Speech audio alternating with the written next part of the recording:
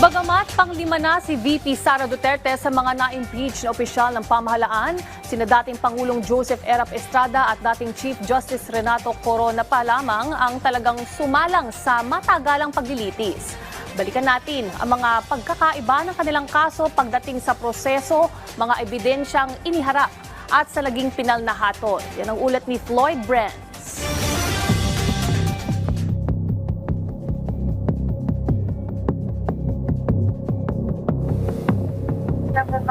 Erap resign! No! Erap resign!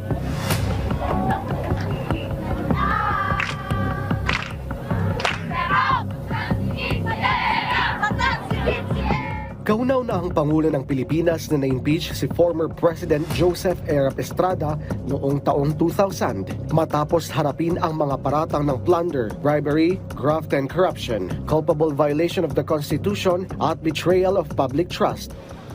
Let me assure everyone, however, that I will abide by the outcome of the ongoing impeachment process, so long as this is consistent with our Constitution.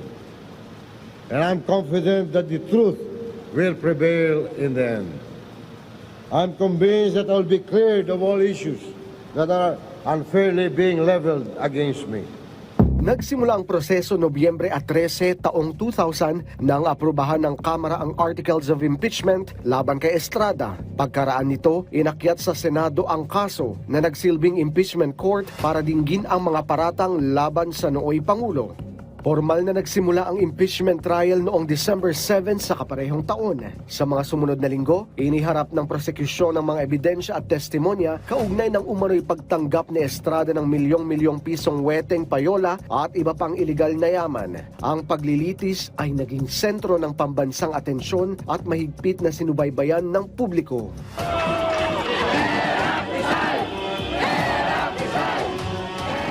Taong January 16, 2001, biglang naputol ang impeachment trial matapos bumoto ang mayorya ng mga senador, 11-10, laban sa pagbubukas ng tinaguriang second envelope na pinaniniwala ang naglalaman ng mahalagang ebidensya kaugnay ng umano'y lihim na bank accounts ni Estrada. Bilang protesta, sabay-sabay na nag-walk out ang prosecution panel, isang pangyayaring nagpasiklab sa malawakang kilos protesta na kalaunay naging EDSA People Power 2. Sa gitna ng lumalawak na protesta at pag-atras ng suporta mula sa Armed Forces of the Philippines, Philippine National Police at ilang miyembro ng kanyang gabinete, umalis si Estrada sa Malacanang noong January 20, 2001. Sa araw ding iyon, nanumpa bilang Pangulo si Gloria Macapagal Arroyo na nooy nagsilbing Vice-Presidente. Dahil hindi natuloy ang impeachment trial hanggang sa pinal na botohan ng Senado, walang naging hatol na conviction o acquittal laban kay Estrada sa impeachment court. Gayunman, matapos siyang bumaba sa pwesto, naharap siya sa kasong plunder sa Sandigan Bayan. Taong 2007, nahatulan siyang guilty sa kasong plunder. Pero pagkaraan lamang na mahigit isang buwan, ay pinagkalooban siya ng executive clemency ni Pangulong Gloria Macapagal Arroyo. Naging sentro ng pambansang atensyon noong 2012 ang impeachment trial ni former Chief Justice Renato Corona, ang kauna-unahang Chief Justice sa kasaysayan ng Pilipinas na napatunayang nagkasala sa isang impeachment case. Nagsimula ang proseso noong December 12, 2011 matapos aprubahan ng Kamara ang Articles of Impeachment laban kay Corona. Makalipas ang 2 araw, inakyat sa Senado ang reklamo na nagsilbing impeachment court para tuluyang dinggin ang kaso. May I raise a continuing objection to this line of questioning? I do not see the point in establishing any hostility there may be between the President and the Chief Justice. We have the witness here as the Ombudsman. Yes. What's the connection between the Ombudsman and the President? Well, at that time, Your Honor, we wanted to show how hostile the President was, and having acted that way led to the filing of this complaint for impeachment, Your That's Honor. totally irrelevant, Your Honor. We submit, Your Honor. Formal namang nagsimula ang paglilitis noong January 16, 2012, kung saan humarap ang prosekusyon at depensa para iharap ang kanilang mga ebidensya, dokumento at mga saksi. Umiikot ang paglilitis sa 8 articles of impeachment, kabilang ang alegasyon ng culpable violation of the Constitution, betrayal of public trust, at graft and corruption.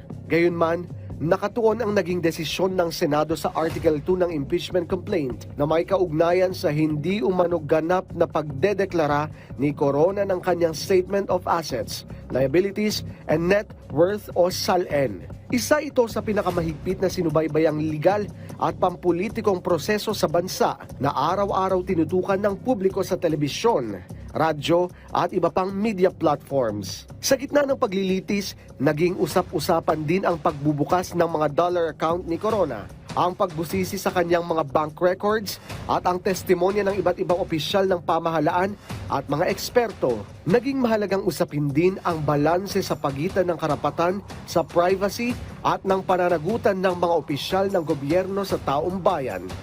As jurors, it is our obligation and responsibility to closely and diligently examine the evidence and the facts to be presented before us to determine whether such evidence and facts sufficiently and convincingly support the charges and ultimately to decide the fate of no less than the Chief Justice of the highest court of the land and the head of a co-equal branch of our government.